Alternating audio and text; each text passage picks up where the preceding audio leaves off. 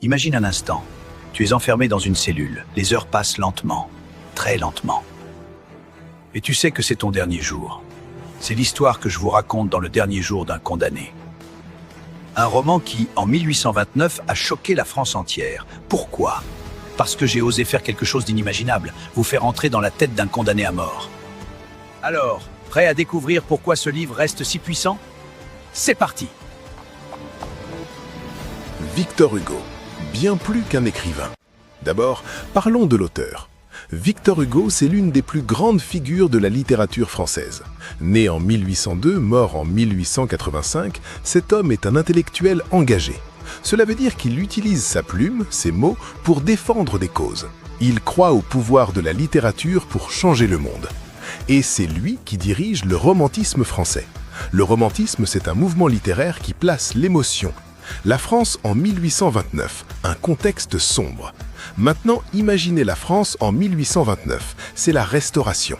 Le roi revient au pouvoir, et le système judiciaire est terrible, sévère et impitoyable. Les exécutions publiques sont menées courantes. Elles se font sur la place de Grève, à Paris, devant des milliers de spectateurs. Hugo regarde cela et se demande, est-ce juste? Est-ce humain? C'est de cette question que naît Le dernier jour d'un condamné. Le genre littéraire, le roman à thèse. Qu'est-ce qu'un roman à thèse? Le roman à thèse utilise l'histoire, les personnages pour défendre une idée, une cause, une opinion morale ou politique. La fiction devient une arme argumentative. Le cœur du roman, un journal intime fictif. Alors, comment Hugo nous fait entrer dans cette atmosphère? Par une technique géniale, le journal intime fictif.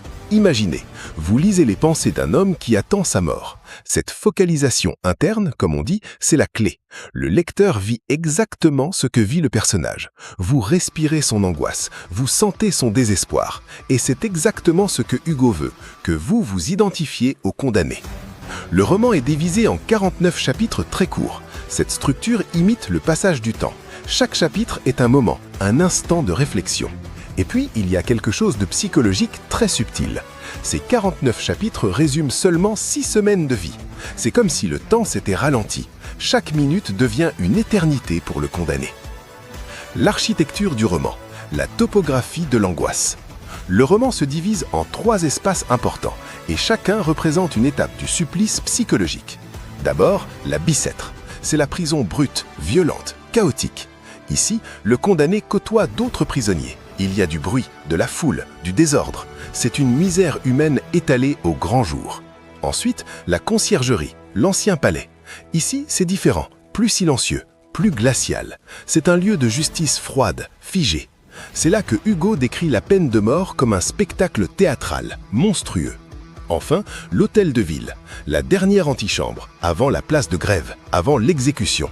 C'est le sommet de l'angoisse. C'est ici que tout bascule. Le condamné anonyme, l'universalisation de la souffrance. Pas de nom, pas de crime précis, juste l'humanité. Voici un détail magnifique. Le condamné n'a pas de nom.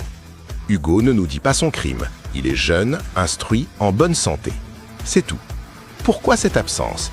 Parce que Hugo veut l'universaliser. Le lecteur ne doit pas juger le crime. Il doit s'identifier à la souffrance humaine. La torture psychologique. L'attente, pire que la mort elle-même. Hugo insiste sur une idée terrible. L'attente de la mort est pire que la mort elle-même. C'est de la torture psychologique pure. Habité par des obsessions, des cauchemars constants. Son esprit tourne en boucle. Il pense à sa famille, à son passé, à ce qu'il aurait pu être. Hugo montre comment l'emprisonnement détruit lentement la raison. Le personnage devient un reflet de sa terreur, et nous, lecteurs, nous ressentons chaque seconde de son agonie. Les personnages symboliques. Maintenant, voyons les personnages. Chacun représente une force du système qui écrase le condamné. Marie, c'est l'innocence brisée.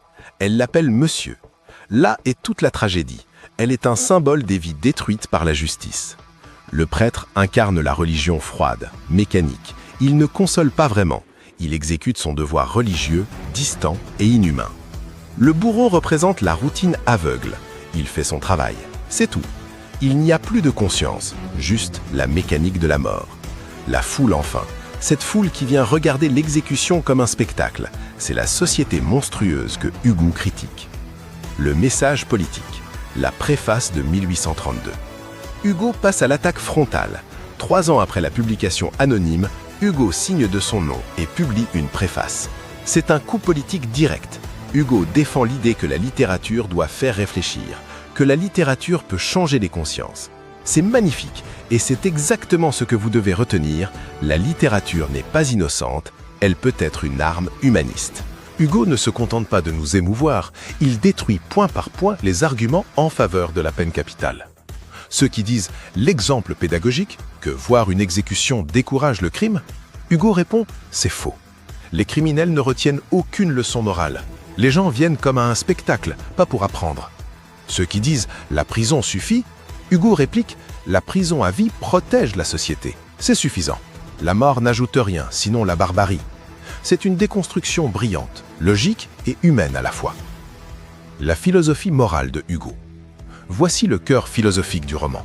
Hugo croit que la justice véritable est divine, que seul Dieu peut juger et condamner.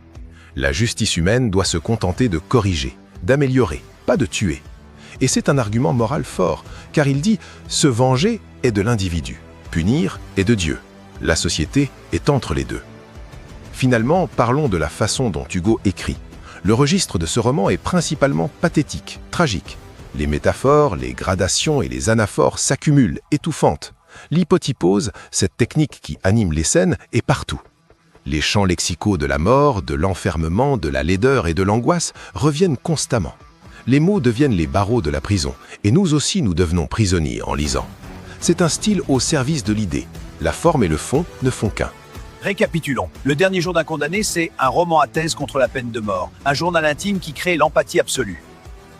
Une attaque politique cachée derrière de la fiction, une réflexion sur la justice humaine et la justice divine. Un texte fondateur de l'engagement littéraire en France. Pour l'examen régional, retenez ceci. Hugo veut nous faire sentir, puis réfléchir, puis agir. C'est la puissance de la littérature engagée. Lisez ce roman, vraiment. Laissez-vous émouvoir et posez-vous les questions qu'Hugo pose. Car ces questions restent actuelles aujourd'hui. Bon courage!